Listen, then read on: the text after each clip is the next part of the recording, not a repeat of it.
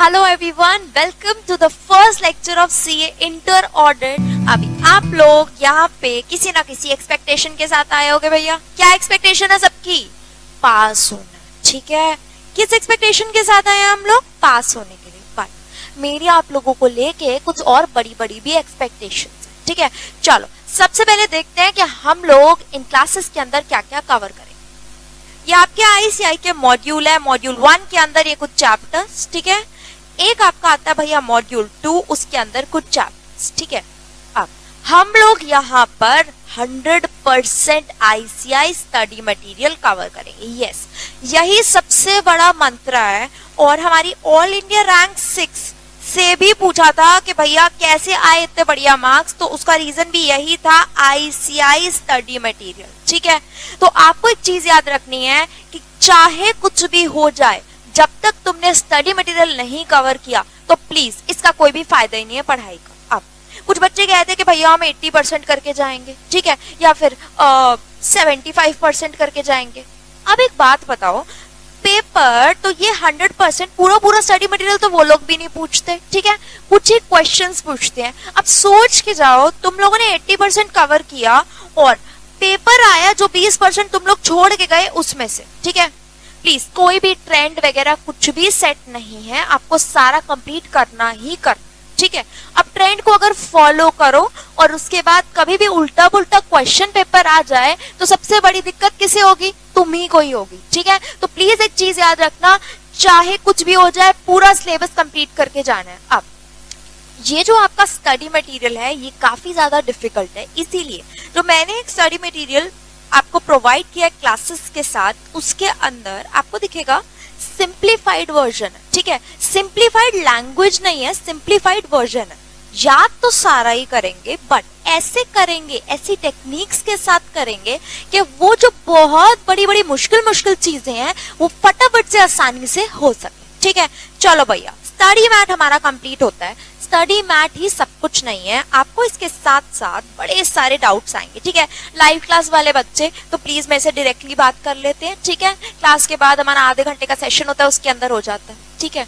अब जो बच्चे फेस टू फेस ना लेके अगर पेन ड्राइव पर है तो पेन ड्राइव पे आपके पास डाउट्स, प्लीज आपके जो डाउट्स होते हैं वो डायरेक्टली मैं ही सॉल्व करूंगी, कोई और नहीं करेगा। आगे देखते हैं प्लीज। अब आपको सिलेबस कंप्लीट हो गया बट 30 मार्क्स की वेटेज होती है एमसीक्यू की, ठीक है। अब मकसद क्या रहेगा कि ये जो 30 है 30 ऑन 30 लेके आओ, नहीं तो करीबन मिनिमम 25 होने चाहिए, ठीक है। लास्ट में कुछ ट्रिक्स भी बताऊंगी कि ये एमसीक्यूज को कैसे सॉल्व करनी है, ठीक है। मतलब ये बहुत बढ़िया सी कुछ ऐसी ट्रिक्स होंगी कि भैया आपको चारों के चारों आंसर सेम लग रहे हैं, चारों के चारों आंसर ठीक भी लग रहे हैं, बट ठीक वाला आंसर कौन सा है, ठीक है। तो ऑन एन एवरेज आपको किस चीज का ध्यान रखना है कि एमसीक्यूज 30 ऑन 30 भैया लेने हैं। ये तो चाहे कुछ भी हो जाए करना ही करना।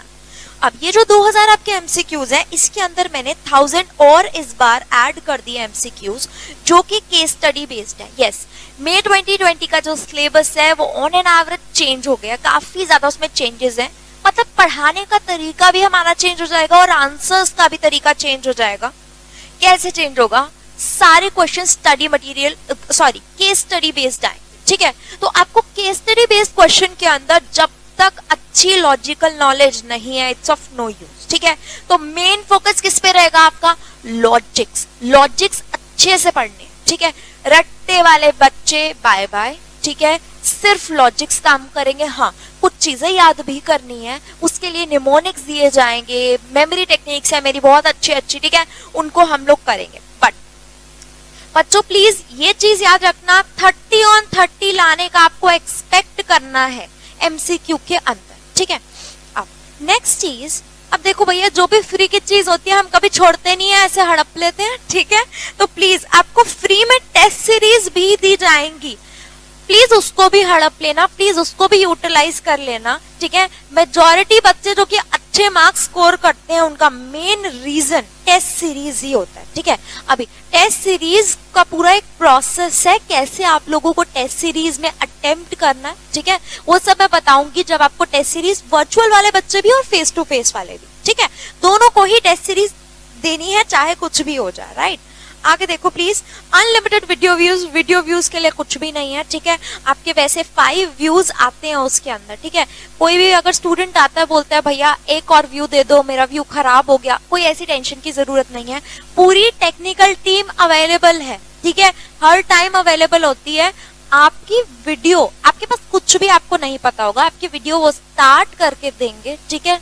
पूरा चलती हुई वीडियो आप लोग को मिलेगी, सारे वीडियोस वगैरह इंस्टॉल करके देंगे। उसके बाद वीडियो नहीं भी चलती तो टेक्निकल टीम को कॉल करो, फटाफट से 1-2 घंटे के अंदर अंदर आपको व्यू प्रोवाइड करा देंगे, ठीक है। डन। यहाँ पे 100 व्यूज की बात आई। अब आप लोगों का गोल क्या था भैया? क्या है मेरा गोल भैया? पास होना, ठीक है। अब मेरा गोल थोड़ा सा बड़ा है, मैं चाहती हूँ कि आप लोग 60+ एग्जाम्शंस के साथ पास हो, ठीक है। इसी वजह से मैं 100% आपको लॉजिकल पूरी क्लैरिटी दूंगी, उसके साथ साथ में हम लोग प्रैक्टिकल लेवल पर भी कुछ एग्जाम्पल्स करेंगे, ठीक है। इतनी गारंटी है क्लासेस के एंड तक, अगर तुम्हें मैं ऑडिट फील्ड पर ऐसे अकेले छोड़ दूं तो तुम लोग सारा ऑडिट खुद से कर सकते हो, ठीक है, किसी की कोई जरूरत नहीं पड़ेगी। डन। चलो अब बिना किसी टाइम वेस्ट के हम लोग स्टार्ट करते हैं अपनी आज की क्लास। अब भाई हम लोग यहाँ पे क्या पढ़ने के लिए हैं? ऑडिटिंग, ठीक है। तो देखते हैं भैया ऑडिटिंग होता क्या है। सिंपल सा एग्जांपल, इधर देखो, क्लासरूम थी तुम्हारी 12th क्लास, ठीक है। अच्छा, 12th क्लास के अंदर हम लोग, चलो मान लो नॉर्थ के यहाँ पे बच्चे, ठीक है, प्लीज 12th, ठीक है। साउथ के बच्चे, ईस्ट के बच्चे, वेस्ट के बच्चे, ठीक है। अभी तुम लोग अपनी 12th क्लास में पढ़ाई करते थे और लास्ट में जाके क्या देने के लिए जाते थे? अपना बोर्ड एग्जाम। अब तुम्हारी अपनी वाली ही टीचर चेकिंग करती थी या फिर कोई बाहर से टीचर को बुलाया जाता था और वो चेकिंग करती थी? भाई कोई बाहर से टीचर आती थी और वो चेकिंग करती थी हमारे बोर्ड एग्जाम के अंदर, क्योंकि हमारी वाली टीचर तो क्या करेगी? ज्यादा मार्क्स दे देगी। हमारी वाली टीचर तो ज्यादा मार्क्स क्यों देगी? क्योंकि वो तो चाहेगी ना मेरे बच्चे अच्छे से दिखे, अच्छे मार्क्स के साथ पास हो जाए, जो भी, ठीक है। अब बाहर वाली जो टीचर आपकी आई, ठीक है, अभी इसको हम लोग अपने एग्जाम्पल के साथ देखते हैं।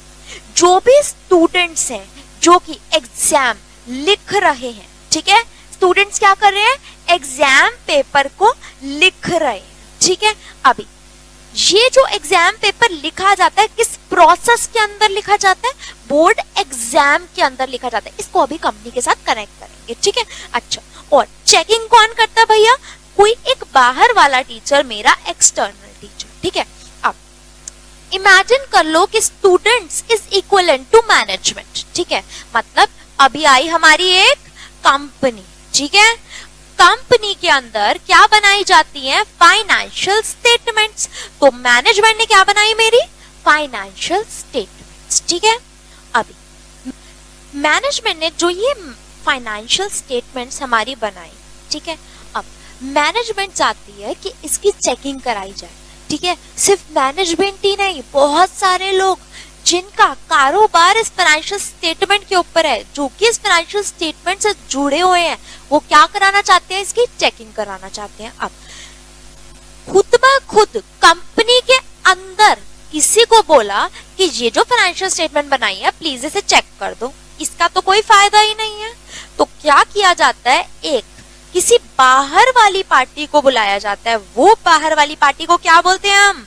ऑडिटर। क्या बोलते हैं उसे? ऑडिटर, ठीक है। तो ये जो बाहर वाली पार्टी होती है इसको बोला जाता है ऑडिट। और जब फाइनेंशियल स्टेटमेंट्स की चेकिंग करी जाती है तो इसको क्या बोला जाता है? ऑडिट। तो देखो, इन शॉर्ट, कोई भी काम किया किसी और ने और उसकी चेकिंग करानी है किसी बाहर वाली पार्टी से, तो उसको क्या बोला? ऑडिटिंग। अच्छा, तुम लोगों ने 12th क्लास में हमने बोर्ड के एग्जाम दिए थे, पेपर्स दिए। अभी वो खुद तुम्हारी अपनी टीचर नहीं चेक करती, कौन करता है? बाहर वाली पार्टी चेक करती। तो वो जो बाहर वाली पार्टी चेक करती है, एक्सटर्नल टीचर चेक करती है, तुम्हारे लिए वो क्या हो गई? ऑडिटर, ठीक है। तो कंपनी के अंदर अब आज एक चीज अपने मतलब दिल में बांट लो, तुम लोगों को अकाउंट्स इसलिए पढ़ाए जाते हैं ताकि तुम चेकिंग कर सको, ठीक है। किस लिए अकाउंट्स पढ़ाए जाते हैं? ताकि तुम अच्छे से चेकिंग कर सको, ठीक है। तो मेन यहाँ पे जो एक ऑडिटर का मकसद रहेगा वो ये रहेगा कि अब हम लोग फाइनेंशियल स्टेटमेंट्स की चेकिंग करने वाले, ठीक है।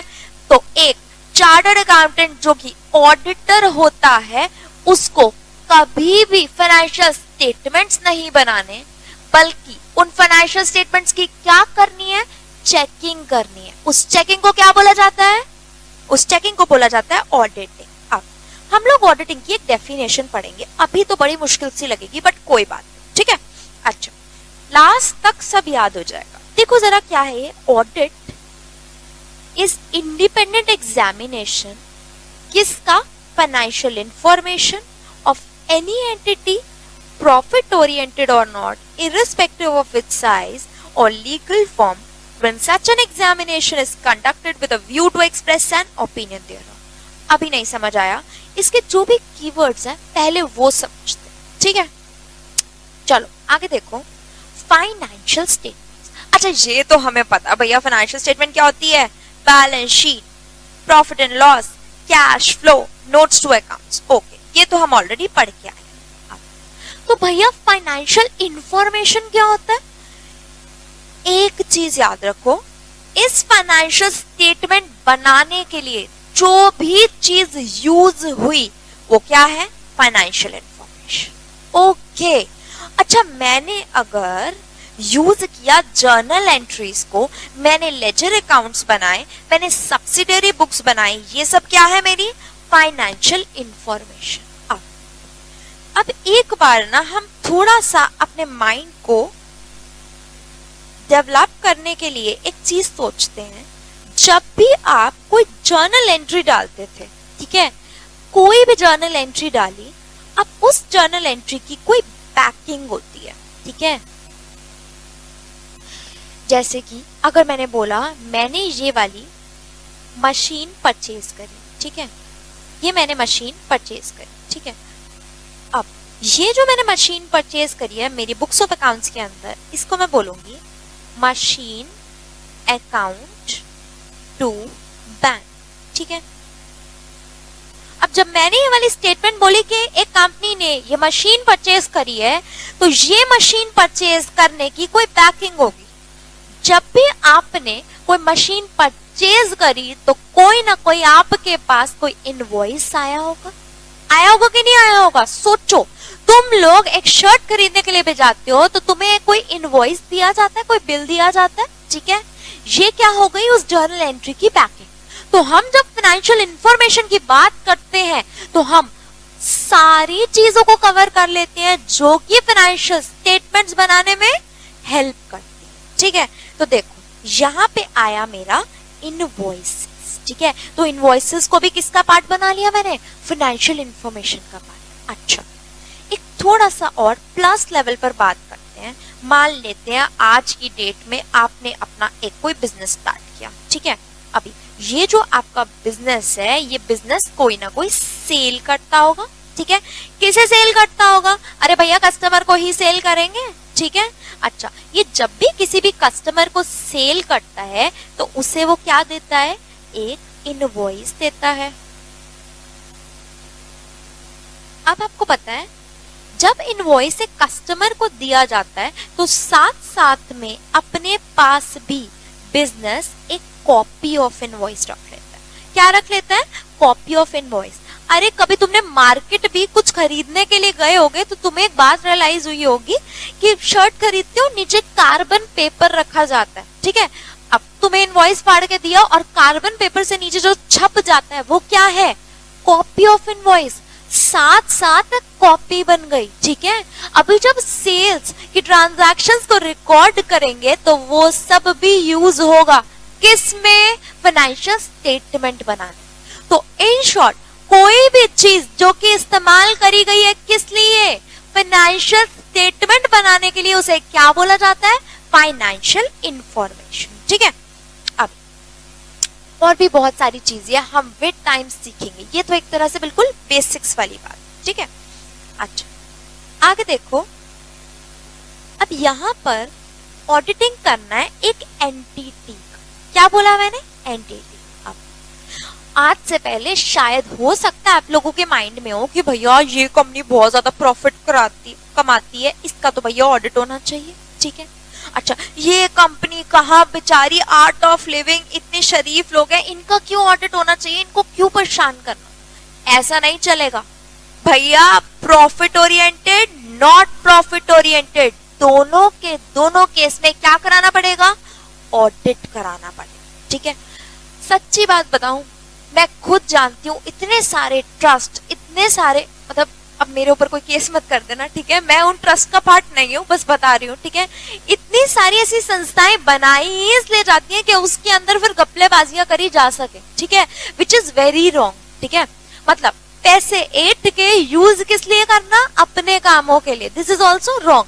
आगे हम देखेंगे चैप्टर 5 के अंदर फ्रॉड रिलेटेड, ठीक है। प्लीज ऑडिट और फ्रॉड को अभी कनेक्ट मत करना, कैसे घपले होते हैं, कैसे गड़बड़ों को पकड़ा जाता है, ये सब हम सीखेंगे फ्रॉड रिलेटेड, ठीक है। अभी बस इतना सीखो कि एक एंटिटी का अगर तुम अपना ऑडिट करने के लिए आए हो तो तुम्हें एक चीज याद रखनी है, चाहे प्रॉफिट कमाती है चाहे प्रॉफिट नहीं कमाती, भैया हमें कुछ नहीं लेना देना, हम क्या कराएंगे, ऑडिट, ठीक है। अच्छा, एक और चीज यहाँ पे देखो, एंटिटी इरिस्पेक्टिव ऑफ साइज। अब देखो टाटा कितनी बड़ी बड़ी कंपनी, ठीक है, रिलायंस इतनी बड़ी बड़ी कंपनी, नाम सुने हैं तुमने, वही सुने हैं। अच्छा, कभी तुमने चिंटू लिमिटेड सुना या फिर सोना लिमिटेड सुना है क्या कभी, भाई हमने तो नहीं सुना। अच्छा, नाम नहीं सुना तो एक काम करते, रहने देते हैं इनका ऑडिट, नहीं, ऐसा नहीं चलेगा। एक चीज याद रखना हमेशा हमेशा, चाहे आपकी एंटिटी छोटी है चाहे एंटिटी बहुत बड़ी है, पर ऑडिट तो कराना ही कराना। तो बात समझ आ गई भैया, एंटिटी चाहे प्रॉफिट कमाती है चाहे प्रॉफिट नहीं कमाती, कोई फर्क नहीं पड़ता, इसका क्या होगा, ऑडिट। चाहे एंटिटी छोटी है चाहे एंटिटी बहुत बड़ी है, इसका क्या होगा, ऑडिट। अच्छा, कोई भी entity irrespective of legal structure, okay. अब देखो, एक भ्रम तुम्हारा तोड़ रही हूं, एक छोटी सी सोल प्रोप्राइटरशिप बना रखी है, ठीक है, अकेले बंदे ने कोई एक अपना बिजनेस टाइप स्टार्ट करा, क्या उसका ऑडिट हो सकता है, यस हो सकता है, सोल प्रोप्राइटरशिप का भी ऑडिट हो सकता है। अच्छा, ये जो हमारी इंडियन पार्टनरशिप एक्ट के अकॉर्डिंग ये पार्टनरशिप फर्म्स है, इनका ऑडिट हो सकता है, यस, हाँ जी, इनका भी ऑडिट हो सकता है। अच्छा, ये जो एलएलपीज है इनका, यस, इनका भी, एलएलपीज का भी ऑडिट हो सकता है। अच्छा, कंपनी, अरे कंपनी बन गई तो ऑडिट तो होगा ही होगा, ओके। अब देखो, इंपॉर्टेंट चीज जो सीखने की क्या है, कोई भी एंटिटी का ऑडिट कराया जा सकता है, बट मैंडेटरी है ऑडिट कराना किसका, कंपनीज एक्ट 2013 के अकॉर्डिंग कंपनी का ऑडिट कराना क्या है, मैंडेटरी।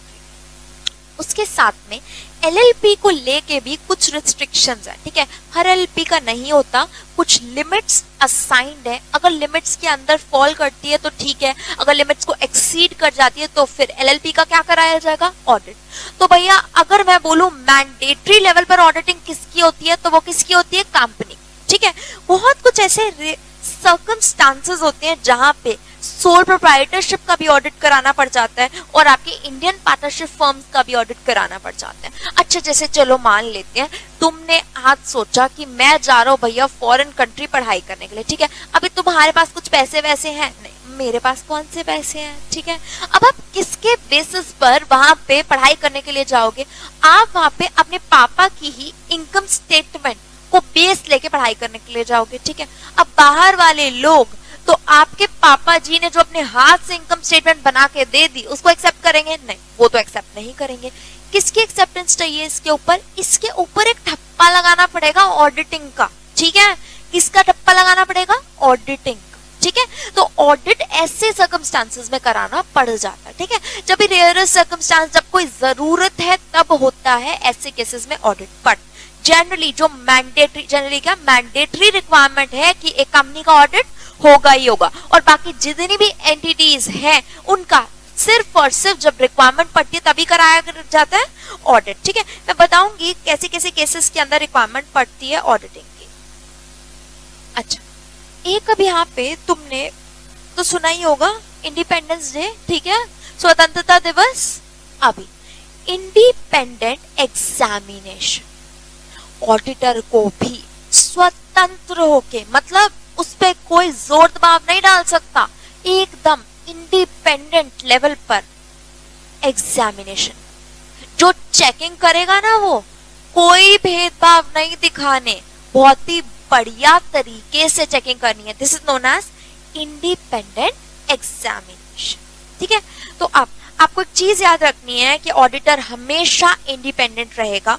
अब इंडिपेंडेंट जो वर्ड है एक तरह से मैं दो कैटेगरीज में से डाल सकती हूँ, नंबर 1 बायस्ड और नंबर 2 इन्फ्लुएंस। ठीक है, मतलब ऑडिटर को ना ही बायस्ड होके ओपिनियन देना है, ना ही किसी से इन्फ्लुएंस में आके ओपिनियन देना है। ठीक है, अब बायसेस डील करती हैं कि भैया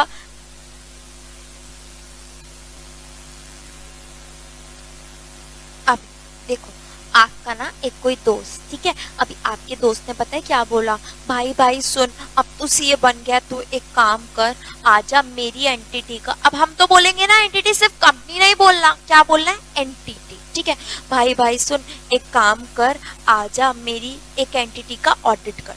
ठीक है, अब आप भागते हुए गए और आपने देखा अच्छा भाई तेरी एंटिटी का ऑडिट करना है, तो कोई बात नहीं मैं तो अच्छे से चेकिंग कर दूंगा। ठीक है, अब आप क्या हो, बायस्ड हो यहाँ पे, क्योंकि आपके अपने ही दोस्त ने आपको बोला है ऑडिटिंग के लिए। ठीक है, अब आप एक बायस होके एग्जामिनेशन करोगे, आप जो चेकिंग करोगे उसके अंदर क्या होगा, बहुत ही बायस्ड इन्वॉल्व होगा। ठीक है, अच्छा दूसरी तरफ अब देखते हैं, यहाँ पे आपके बैठे हुए हैं पापा जी। ठीक है, पापा ने कहा ओ गॉड मेरा बेटा सीए बन गया। अब आपको पता है वो इस बारे में खुश नहीं थे कि मेरा बेटा सीए बन गया, वो इस बारे में खुश थे कि अब ये मेरा बेटा आएगा और मेरी एंटिटी के अंदर क्या करेगा, ऑडिटिंग। ठीक है, अब आपने बोला ठीक है पापा जी कल से मैं काम पे आने वाला हूँ आपकी एंटिटी का ऑडिट करने। ठीक है, अब पापा जी ने बोला ये देख ये रही मेरी फाइनेंशियल स्टेटमेंट्स, ठीक है, और फटाफट से इसकी चेकिंग कर दे और मुझे बता दे कुछ गड़बड़ वड़बड़ तो नहीं है। एक काम कर तू फटाफट से साइन कर और चलता बन। ठीक है, चेकिंग वेकिंग क्या करेगा, तू एक काम कर ये साइन कर और चलता बन। ठीक है, आपने बोला पापा जी देखो आपके फाइनेंशियल स्टेटमेंट में कुछ गड़बड़े हैं, ठीक है, मैं चाह कर भी इस पे साइन नहीं कर सकता। सुना तो है ना भैया, ऑडिटर के एक साइन की ही बड़ी वैल्यू होती है। ठीक है, तो आपने बोला कि पापा जी मैं आपकी फाइनेंशियल स्टेटमेंट पर साइन नहीं कर सकता। ठीक है, आपके पापा जी आपको जोर दबाव करते हैं और बोलते हैं ए सुन सीए तो किसके पैसों पे बना है, मेरे पैसों पे बना है, समझा, फटाफट से साइन कर और चलता बन। ठीक है, आप क्या थे, इन्फ्लुएंस्ड थे। ठीक है, तो देखो दोनों के बीच का डिफरेंस क्या है कि एक पे तो आप भी पर्सनल लेवल पर इंक्लाइंड हो। ठीक है, आप अपने बायसेस खुद से शो कर रहे हो क्योंकि वो आपका दोस्त है। ठीक है, इधर आपके ऊपर एक जोर दबाव है कि आपके पापा जी की एंटिटी, अब आप कुछ बोलोगे भी तो भैया घर से बाहर निकाला मिल जाएगा। ठीक है, तो उस सब से बचने के लिए आप एक तरह से इन्फ्लुएंस थे कि आपको अपने पापा जी की बात माननी पड़े। तो देखो भैया कभी भी जो एग्जामिनेशन होगी ना उसमें बायसेस होने चाहिए और ना ही कभी भी कोई भी इन्फ्लुएंस होना चाहिए। ठीक है, इन दोनों चीजों से परे होके काम करना है। और कौन सी एग्जामिनेशन करनी है, इंडिपेंडेंट एग्जामिनेशन। ठीक है, डन। अभी आगे देखते हैं नेक्स्ट चीज। अच्छा चलो फिर से एक और बार रिवाइज कर लेते हैं। हम लोग यहाँ पे क्या करने वाले हैं, फाइनेंशियल स्टेटमेंट की बारी कर रहे थे। ठीक है, फाइनेंशियल स्टेटमेंट, अच्छा कोई भी इंफॉर्मेशन जो कि फाइनेंशियल स्टेटमेंट बनाने में हेल्प करती है उसको क्या बोला जाता है, फाइनेंशियल इंफॉर्मेशन। फिर हमने पढ़ा एंटिटी। अभी एंटिटी हमने 3 पढ़ी, देखो profit oriented, not profit oriented, number 1। Number 2 irrespective of size, उसका कोई भी साइज हो सकता है। Number 3 irrespective of legal structure. चलो फटाफट से देखते हैं हमने कौन सी 3 एंटिटीज पढ़ी, मतलब प्रॉफिट है या फिर नहीं, क्या कराया जाएगा, ऑडिट। अच्छा, अगर आप लोगों का साइज छोटा है बड़ा है तो भी क्या कराया जाएगा, ऑडिट। अच्छा, लीगल स्ट्रक्चर चाहे कैसा भी है, आप एक नॉर्मल सोल प्रोप्राइटर हो, आप पार्टनरशिप हो, आप कंपनी हो, कुछ भी हो, आपका क्या कराया जाएगा, ऑडिट। तो हमें इतना समझ आ गया कि भैया किन किन का ऑडिट कराया जाता है। अब ये जो ऑडिटिंग है इसके अंदर आपको ये ध्यान रखना है कौन सी एग्जामिनेशन होनी चाहिए, इंडिपेंडेंट एग्जामिनेशन, मतलब स्वतंत्र रहकर काम करना है, ठीक है। अभी ये जो हम स्वतंत्र रह के काम करेंगे, हमें 2 चीजों से दूर रहना है। वो 2 चीजें कौन सी थी, बायस्ड और इन्फ्लुएंस। कभी भी किसी के भी बायसेस में आके काम नहीं करना, कभी भी किसी के इन्फ्लुएंस में आके काम नहीं करना, ठीक है। अब फिर से देखो, हम यहाँ पे ना ऑडिटर हमेशा ओपिनियन देने वाला, ठीक है।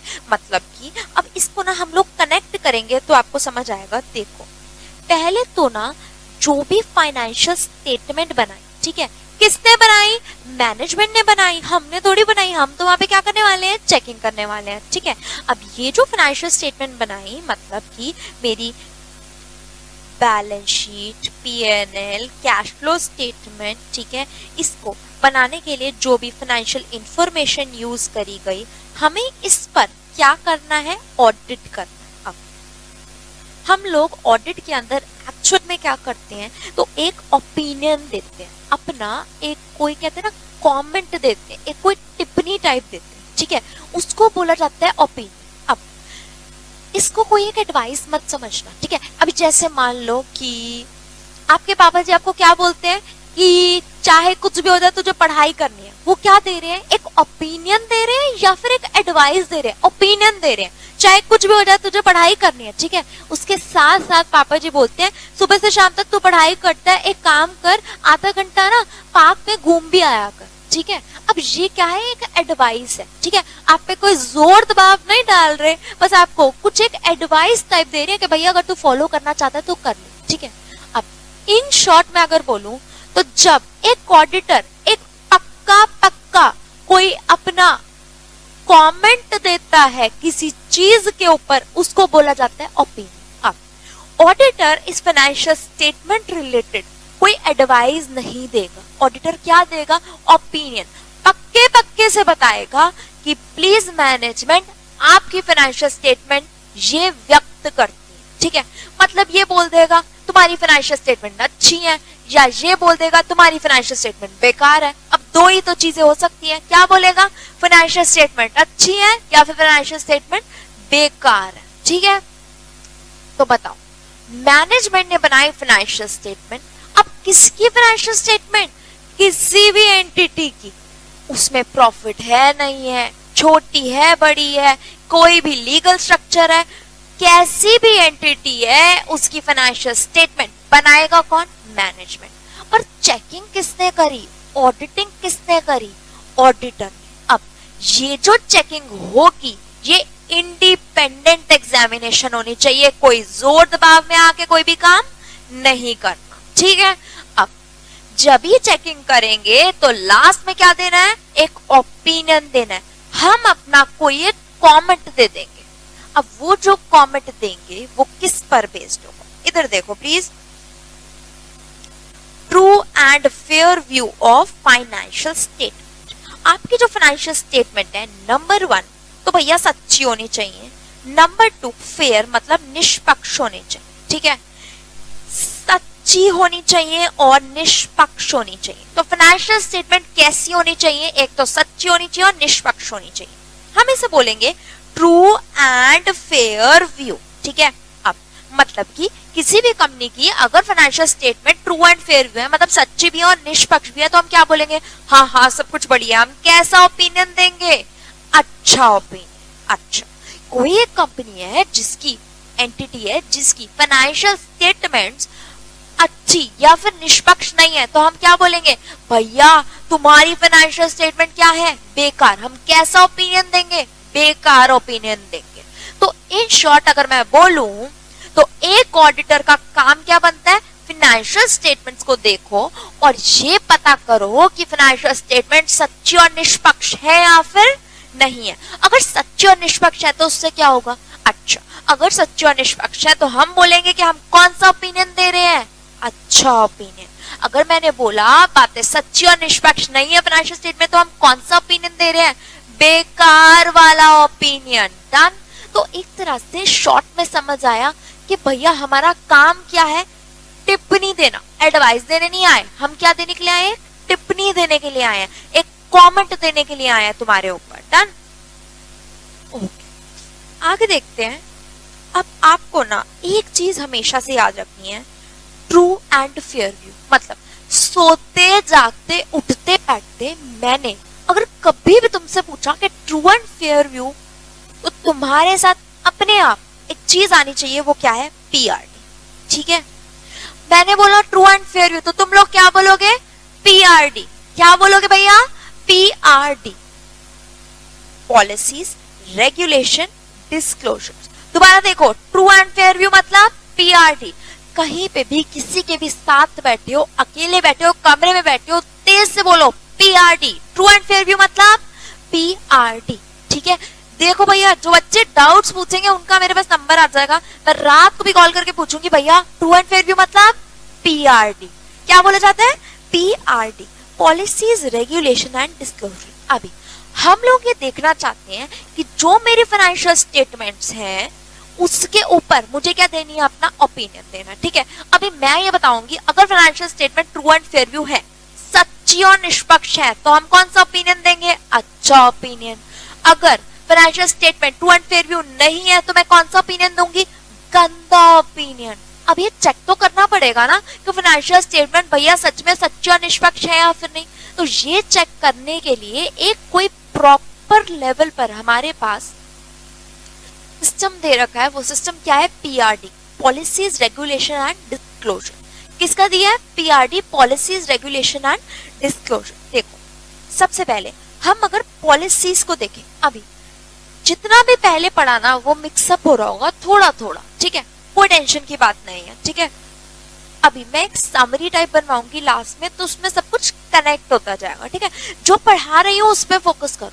बताओ मुझे, अगर मैं बोलूं अकाउंटिंग पॉलिसीज ईयर 1 के अंदर फीफो आप लोग यूज करते थे, ठीक है, ईयर 2 में आए आप लोग फीफो यूज करते हो, क्या आपकी अकाउंटिंग पॉलिसीज कंसिस्टेंट है? यस, हमारी तो अकाउंटिंग पॉलिसीज कंसिस्टेंट है। ओके, अगर अकाउंटिंग पॉलिसीज कंसिस्टेंट है तो मुझे एक बात बताओ, हम इसको बोल सकते हैं ना कि हमारी financial statement true and fair view दे रही है, सच्ची भी और निष्पक्ष भी है। ठीक है, ईयर 1 में फीफो, ईयर 2 में फीफो, कंसिस्टेंट है। ठीक है, मेरे को सब कुछ बहुत ही बढ़िया लग रहा है।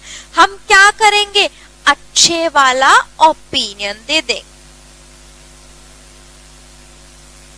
हम बोलेंगे सब कुछ बहुत ही बढ़िया है, सच्चा और निष्पक्ष। ठीक है, अच्छा इधर देखो, ईयर 1 में फीफो, ईयर 2 में वेटेड एवरेज, क्या ये कंसिस्टेंट है? अच्छा, अगर कंसिस्टेंट नहीं है, क्या ये ट्रू एंड फेयर व्यू है? ट्रू एंड फेयर व्यू भी बताओ है या फिर नहीं है? सोचो, क्या ये ट्रू एंड फेयर व्यू है? अब आधे लोग बोल रहे होंगे नहीं नहीं ये ट्रू एंड फेयर व्यू नहीं है। देखो ध्यान से सुनना, अगर ईयर 1 में फीफो, ईयर 2 में वेटेड एवरेज, अच्छा कोई बच्चा लीफो तो नहीं बोल रहा प्लीज, लीफो इज डिस्कार्डेड। ठीक है, हम लीफो को यूज नहीं करते। Year 1 is FIFO, year 2 is weighted average, ये कंसिस्टेंट नहीं है, बट ये तय करना कि ट्रू एंड फेयर व्यू, सच्ची और निष्पक्ष मेरी फाइनेंशियल स्टेटमेंट है या फिर नहीं, इतना फटाफट से नहीं हो सकता। इधर देखो, अब ये true and fair view depend करेगा डिस्क्लोजर के ऊपर। किस पर डिपेंड करेगा? डिस्क्लोजर। मतलब ईयर 1 में फीफो, ईयर 2 में वेटेड एवरेज, इस चीज को तुमने डिस्क्लोज कर रखा है, अपनी फाइनेंशियल स्टेटमेंट में बना रखा है, मतलब तुम लोग सच्चे हो। अगर तुमने इसे डिस्क्लोज कर दिया तो मतलब कि तुम लोग सच्चे हो। अगर सच्चे और निष्पक्ष हो तो फिर ये ट्रू एंड फेयर व्यू है। मतलब डिस्क्लोजर डिसाइड करेगा कि आपकी financial statement true and fair view है या फिर नहीं है। दूसरी तरफ देखो, अच्छा ईयर 1 में फीफो, ईयर 2 में वेटेड एवरेज, अब देखे जरा क्या कंसिस्टेंट है या फिर नहीं। नहीं ये कंसिस्टेंट नहीं है, ठीक है। पहले भी कंसिस्टेंट तो नहीं था, बट हमने इसका डिस्क्लोजर कर दिया तो भाई बात ठीक हो गई, ठीक है। अब ये कंसिस्टेंट नहीं है और इसका डिस्क्लोजर भी नहीं किया। देखो ये आपका ऑडिटर, ये सैड हो गया। तुमने छुपाया क्यों सबसे, क्यों छुपाया तुमने डिस्क्लोजर क्यों नहीं किया? अब ये क्या देगा? ट्रू एंड फेयर व्यू नहीं है।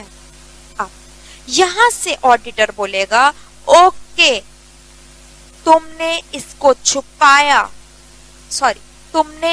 छुपाया, मैं दूंगा अब गंदे वाला ओपिनियन, ठीक है। कौन सा ओपिनियन देगा ऑडिटर?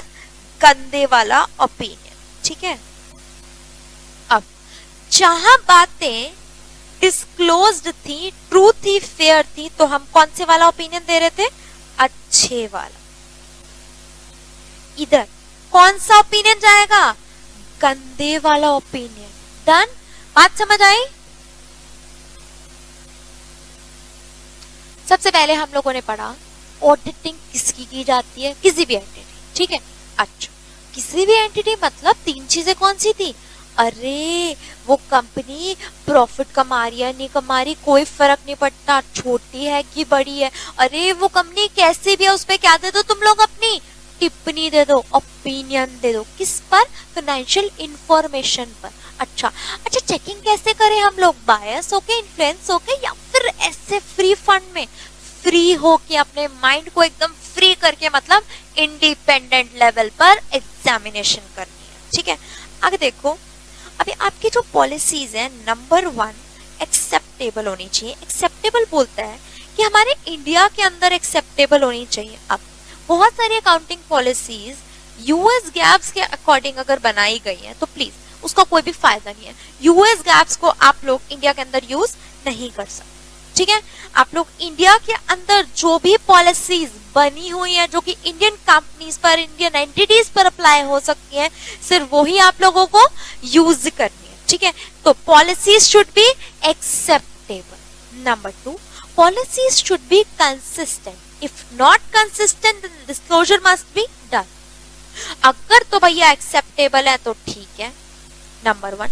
नंबर 2, साथ साथ में क्या होनी चाहिए? कंसिस्टेंट भी होनी चाहिए। Consistent, if not consistent then the disclosure must be done. ये दो चीजें हमेशा याद रखें, ठीक है। अब ये साथ साथ लिखने की कोई भी जरूरत नहीं है, बुक्स में ऑलरेडी समरीज बनी हुई है, ठीक है। इधर देखो, अब एक एंटिटी के ऊपर कुछ रेगुलेशंस लगाई जाती हैं। एक तो हो गई मेरी एक्सटर्नल लेवल की रेगुलेशन। अब कंपनी है तो क्या लगाया जाएगा? Companies act. एलएलपी है तो क्या लगाया जाएगा? LLP act. पार्टनरशिप एक्ट के अंदर, ठीक है, ये आपकी क्या है? एक्सटर्नल लेवल की रेगुलेशंस। अब यही सारी एंटिटीज अपने इंटरनल लेवल पर भी कुछ रेगुलेशंस लगाती है। जैसे कंपनीज अपने ऊपर क्या लगाती है पता है? एमओए, एओए, ठीक है। अच्छा, पार्टनरशिप फर्म्स एलएलपीज क्या बनवाती है पता है? पार्टनरशिप डीड्स बनाती है, या फिर कोई भी इंटरनल लेवल का डॉक्यूमेंट, ठीक है। जो भी रेगुलेशंस वगैरह लगाई गई हैं वो सारी की सारी किसका पार्ट होंगी? आपकी रेगुलेशंस, इंटरनल लेवल की रेगुलेशंस, उनको भी आपकी एंटिटी को क्या करना है? फॉलो करना है। तो भैया अगर उन रेगुलेशंस को फॉलो किया गया है तो हम क्या बोलेंगे? अच्छा, तुम सारी रेगुलेशंस को फॉलो कर रहे हो, इसका मतलब तुम लोग क्या हो? सच्चे भी हो और निष्पक्ष भी हो। तो हम क्या करें? तुम्हें दे देते हैं अच्छे वाला ओपिनियन, ठीक है। डन? हम लोग कौन सा ओपिनियन देंगे? अच्छे वाला ओपिनियन। अब देखो, एक चीज मैंने बोला, पीआरडी में डी क्या था? डिस्क्लोजर, ठीक है। सारे के सारे डिस्क्लोजर्स होने चाहिए। सारे का मतलब अब एक कंपनी की एक कोई केस चल रहा था पेंडिंग, ठीक है। कंपनी ने पता है क्या किया? अरे यार केस पेंडिंग तो है, बट ये ऑडिटर को क्या बताना, बेफिजूल हमारी कॉन्टिंजेंट लायबिलिटी बना देगा। ओके, ये लोग क्या करें? कुछ चीजें छुपा रहे हैं। अगर ये चीजें कुछ छुपा रहे हैं तो आप बताओ क्या ये ट्रू एंड फेयर व्यू दे रहे हैं? नहीं, ये ट्रू एंड फेयर व्यू नहीं दे रहे। अगर ये ट्रू एंड फेयर व्यू नहीं दे रहे तो हम कौन सा ओपिनियन देंगे? गंदे वाला ओपिनियन, ठीक है। अच्छा सुनो, अभी के लिए मैं गंदे वाला ओपिनियन अच्छे वाला ओपिनियन बोलती हूँ, ठीक है, बाद में बताऊंगी ये ओपिनियन एग्जैक्टली होते कौन से, ठीक है। अच्छा, अब ये वर्ड है आपका एप्रोप्रिएटली। ये एप्रोप्रिएटली समझने के लिए आपको एक चीज देखनी पड़ेगी, fix assets to bank account, ठीक है। ये जर्नल एंट्री है। अब देखो, फिक्स एसेट्स का एक लेजर अकाउंट बना, एक बैंक का लेजर अकाउंट बना, ठीक है। अब मैंने क्या किया, यहाँ पे ये जर्नल एंट्री के मुताबिक फिक्स एसेट्स की जगह यहाँ पे लिख दिया मैंने सेल्स अकाउंट टू बैंक, ठीक है। जर्नल एंट्री तो यही थी, बट लेजर के अंदर जो मैंने पोस्टिंग करी वो गलत अकाउंट के अंदर करी, ठीक है। तो इसका मतलब मैं कुछ चीजें छुपा रही हूँ, ठीक है, कुछ चीजें सामने नहीं लाने दे रही हूँ, कुछ गड़बड़े कर रही हूँ, तो मेरा ट्रू एंड फेयर व्यू नहीं है। और ट्रू एंड फेयर ओपिनियन देंगे, ठीक है। दोबारा देखो इधर, फिक्स एसेट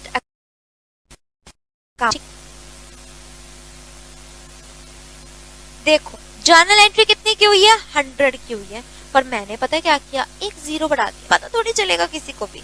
एक बात बताओ, ये जो मैंने एक जीरो बढ़ाया लेजर पोस्टिंग के अंदर, क्या ये ट्रू एंड फेयर व्यू बता रहा है? झूठ बोल रहे हैं, कुछ चीजें छुपा रहे हैं। ऑब्वियसली ये ट्रू एंड फेयर व्यू नहीं है, तो हम कौन सा ओपिनियन देंगे? गंदे वाला ओपिनियन, ठीक है। अच्छा, सही पीरियड का बहुत बहुत रेलेवेंस है। अब देखो, ये मैंने 2/4/20 को ये एंट्री, ठीक है, अभी आने वाली है डेट, बट उसके बाद भी 2/4/20 को मैंने ये वाली एंट्री, ठीक है। अरे यार 2/4 की डेट को ये एंट्री है, ठीक है, पर ना मेरी पिछले साल की जो सेल है थोड़ी सी मुझे कम लग रही, सॉरी, जो मेरे पिछले साल के फिक्स एसेट्स है मैं उनके अंदर इसको पार्ट बनाना चाहती हूँ, ठीक है।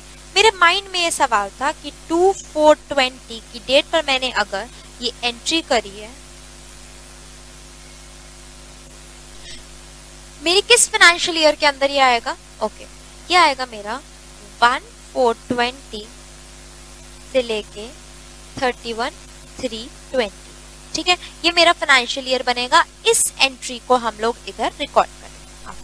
अब देखो मैंने यहाँ पे क्या चालाकी करी, था तो ये नेक्स्ट फाइनेंशियल ईयर का, पर मैंने इसको रिकॉर्ड कर दिया 1/4/19 से 31/3/20। फाइनेंशियल ईयर मैंने चेंज कर दिया, मैंने अपना पीरियड चेंज कर दिया। अब एज एन ऑडिटर मुझे एक बात बताओ, मैंने ये अपना पीरियड चेंज किया, ठीक है, तुम्हें नहीं लगता ये घपलेबाजी है, कितनी गलत चीज है कि आना चाहिए था ये 1/4/20 to 21 के बीच में, बट मैंने इसे पहले ही रिकॉर्ड कर दिया। क्या ये ट्रू एंड फेयर व्यू तुम्हें लग रहा है? मुझे तो बिल्कुल भी नहीं लग रहा, ये ट्रू एंड फेयर व्यू नहीं है। तो हम कौन सा ओपिनियन देंगे? गंदे वाला ओपिनियन, ठीक है। अब तुम्हें एक चीज समझ आई कि auditor true and fair view को क्यों देखता है?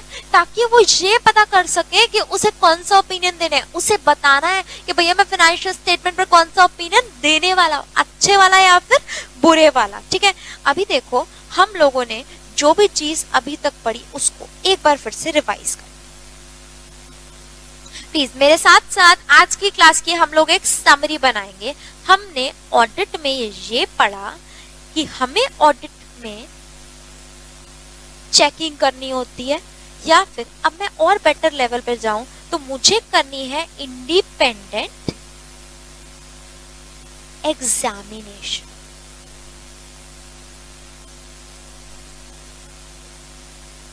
क्या करनी है मुझे? Independent examination.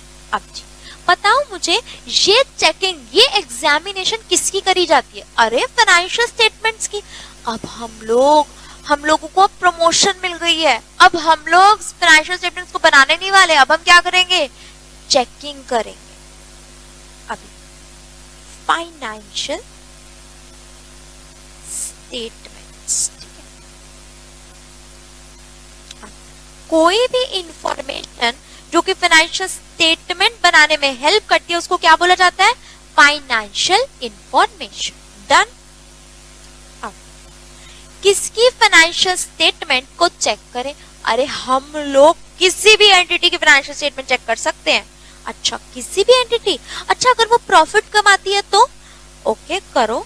अच्छा अगर वो प्रॉफिट नहीं कमाती तो भी करना है। अच्छा अगर वो एंटिटी बहुत छोटी सी है, स्मॉल है, तब भी करना है? हाँ तब भी करना है। ठीक है,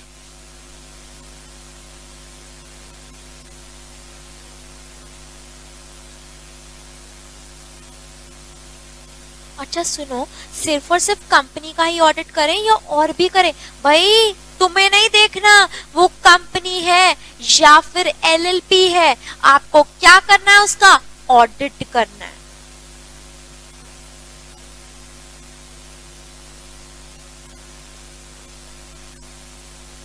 ठीक है, देखिए जरा, हमें इंडिपेंडेंट एग्जामिनेशन करना है फाइनेंशियल स्टेटमेंट का ऑफ एनी एंटिटी। ठीक है, अब हम लोग ये फाइनेंशियल स्टेटमेंट्स में ऑडिट करने के बाद एक कोई अपनी टिप्पणी देते हैं। क्या देते हैं? ओपिनियन देते हैं। अब ये जो ओपिनियन है, बस हमें इतना बताना है कि हमारी financial statement true and fair view है या फिर नहीं है। अब ये financial statement true and fair view है या फिर नहीं, इसको चेक करने के लिए भी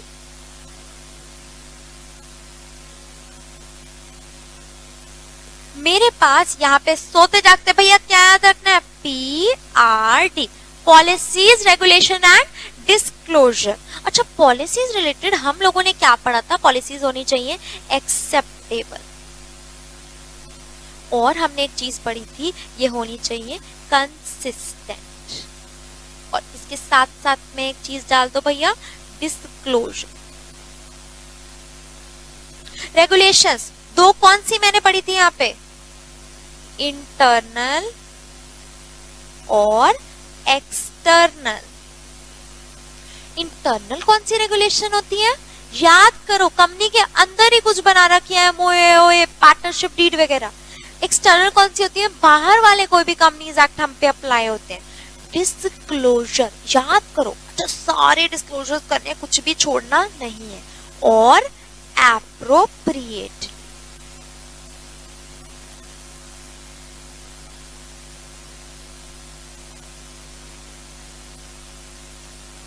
अभी हम लोगों ने एप्रोप्रिएटली को भी जज कर लिया था। कैसे किया था? अकाउंट, अमाउंट, और तीसरी चीज कौन सी आती है मेरे पास? पीरियड। डन। आज की क्लास में हम लोगों ने सिर्फ इतना ही पढ़ा। लास्ट टाइम देखो, audit is an independent examination of financial information of any entity, weather profit oriented or not, irrespective of its size or legal structure.